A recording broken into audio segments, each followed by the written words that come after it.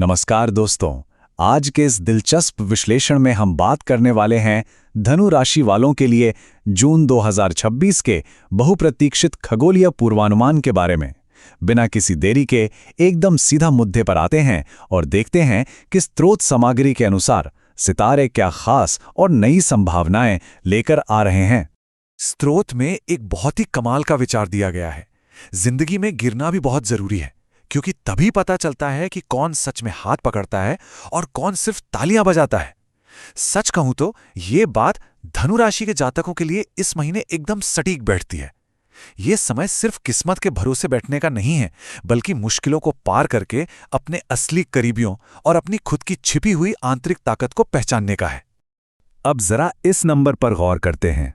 12 ये कोई मामूली आंकड़ा नहीं है।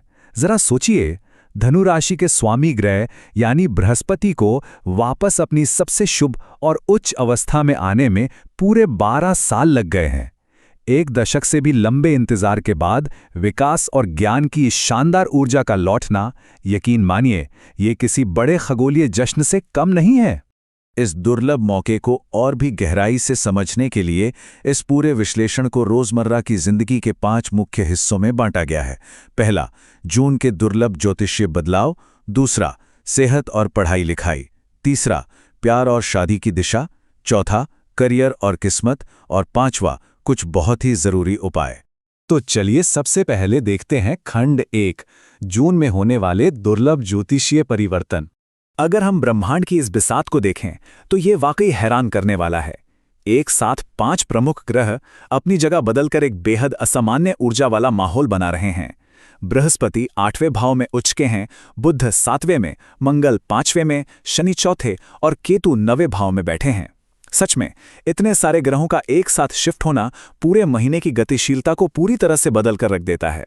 इसी के साथ स्रोत शनि ढैया नाम के एक दौर का जिक्र करता है। नाम सुनकर ही थोड़ा भारीपन लगता है ना? धनु राशि वालों के लिए शनि अभी 4थे भाव में है। इसे बस एक सख्त ट्रेनिंग पीरियड की तरह समझिए। ये मध्य जून तक किस्मत के रास्ते में कुछ छोटी मोटी रुकावटें डालकर बस धैर्य की परीक्षा लेता है। परेशान होने की बिल्कुल जरूरत नहीं है। ये सिर्फ अनुशासन और दृढ़ता सिखाने का एक तरीका है। आगे बढ़ते हैं खंड 2 पर, स्वास्थ्य और शैक्षणिक प्रयास। सेहत के मामले में ये महीना साफ तौर पर 2 हिस्सों में बटा हुआ है। 21 जून से पहले का समय तो एकदम शानदार है, भरपूर ऊर्जा और गजब की फिटनेस। लेकिन 21 जून के बाद कहानी थोड़ी बदलती है। जैसे ही मंगल एक शत्रु भाव में जाते हैं, बाहर के खाने और जंक फूड से बिल्कुल तौबा करनी होगी। अगर पेट की दिक्कतों से बचना है तो अपनी डाइट पर कड़ी नजर रखना इस समय सबसे ज्यादा जरूरी होगा। और जो जातक पढ़ाई लिखाई में लगे हैं, उनके लिए 21 जून से पहले का समय किसी जैकपॉट से कम नहीं है। मंगल का 5वें भाव में होना एक ऐसा परफेक्ट माहौल बनाता है जो पूरा फोकस करने, कोचिंग ज्वाइन करने या बड़े फैसले लेने के लिए एकदम सही है। स्रोत के मुताबिक अगर इस दौरान पूरा ध्यान पढ़ाई पर लगा दिया जाए तो खास तौर पर सरकारी परीक्षाओं में सफलता के अवसर बहुत ज्यादा बढ़ जाते हैं। अब रुख करते हैं खंड 3 की ओर, प्रेम और वैवाहिक जीवन की दिशा। जो लोग सिंगल हैं उनके लिए तो स्रोत इस लव लाइफ के चरण को एक दोष रहित यानी एकदम परफेक्ट अलाइनमेंट बताता है।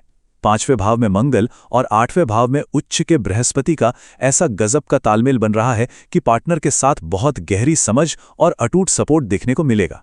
यहाँ कोई भी ज्योतिषीय अड़चन या घर्षण दूर दूर तक नजर नहीं आ रहा है। वहीं दूसरी तरफ शादीशुदा लोगों के लिए स्थितियां थोड़ी अलग हैं।